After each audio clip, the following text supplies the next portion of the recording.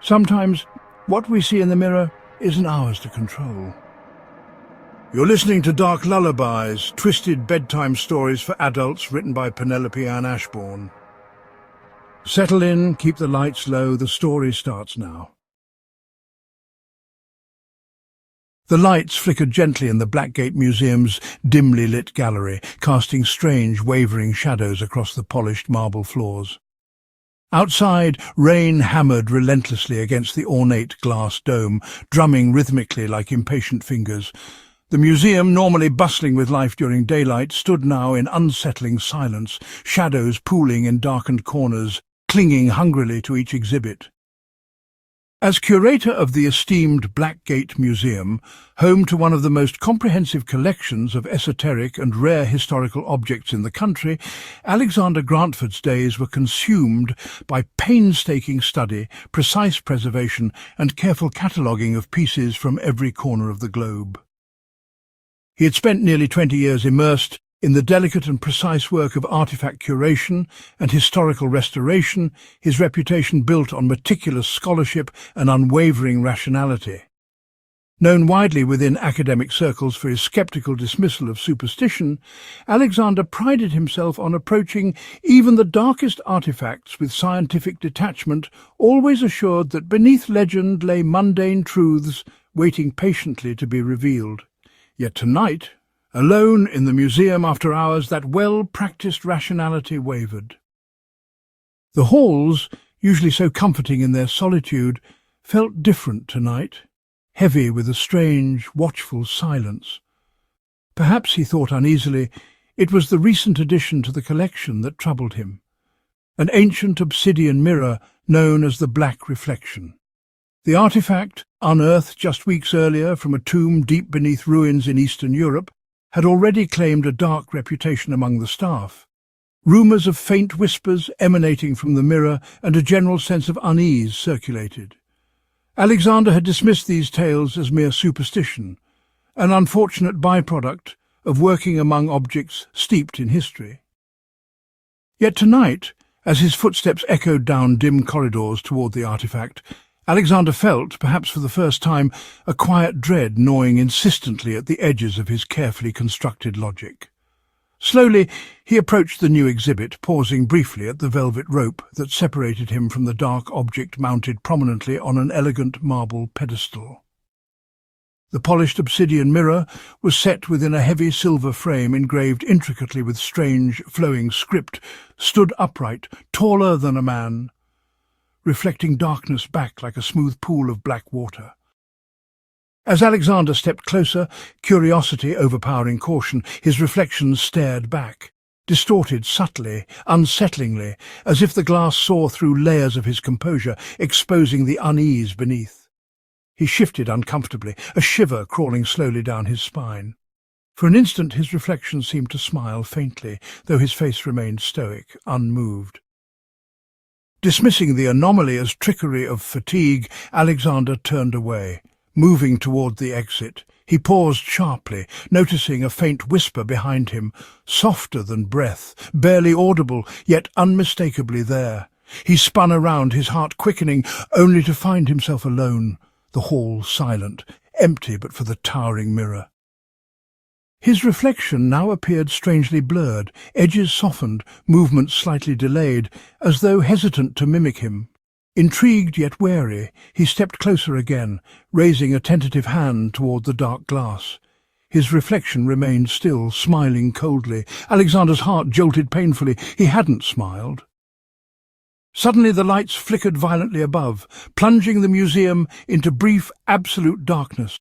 When illumination returned moments later, Alexander gasped, stumbling backward.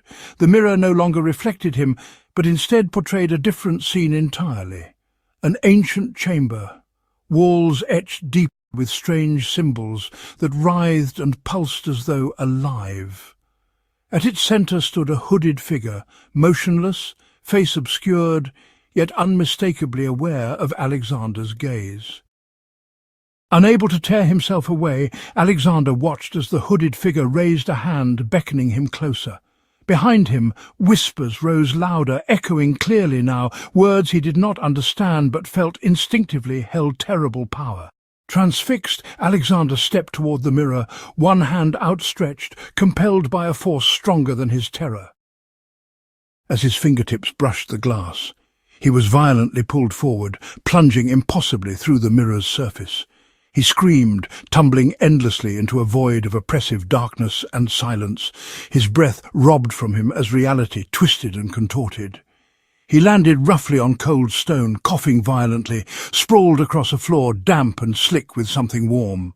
He scrambled to his feet, horrified by the scene around him, walls hewn from black stone, glowing faintly with crimson symbols pulsing rhythmically like veins filled with slow, malevolent blood. His breath quickened as he recognized the figure from before, now standing just beyond the shadows, motionless, its hood drawn back to reveal a face horribly familiar, yet grotesquely transformed.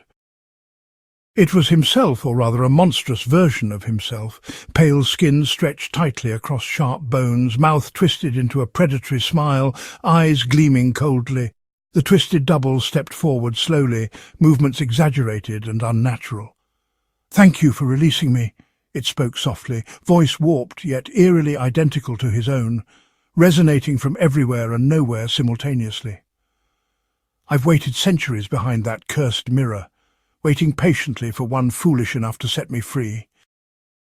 Alexander scrambled backward desperately, but the mirror's surface behind him was solid now, unyielding, sealing him inside the impossible chamber. His doppelganger approached smoothly, its footsteps silent, eyes locked hungrily upon him. "Enjoy your eternity," it whispered, voice dripping malice, "for mine has only just begun." It pressed a pale, skeletal hand firmly against Alexander's chest, searing coldness flooding his body.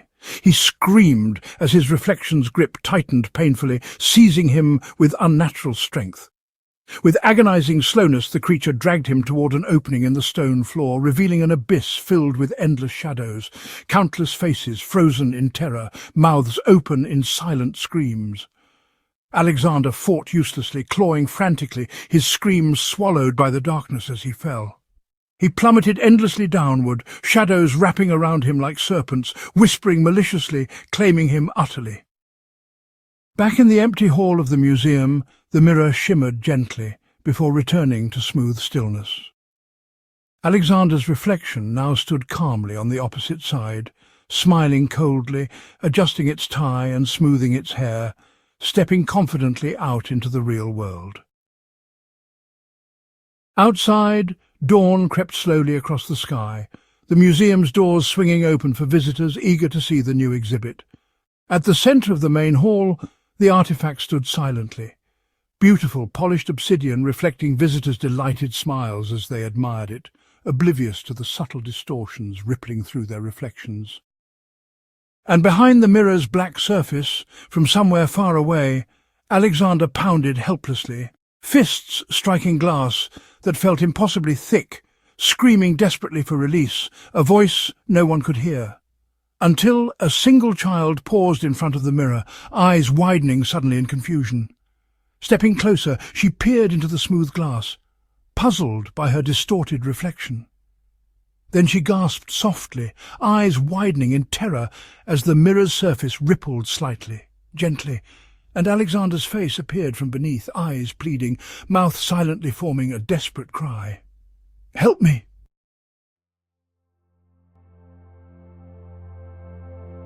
That was just one of many shadows from the mind of Penelope-Ann Ashbourne. If you enjoyed this story, you'll find even more twisted bedtime tales in her book Dark Lullabies, available now on Amazon. The link is in the description. Until next time, sleep well.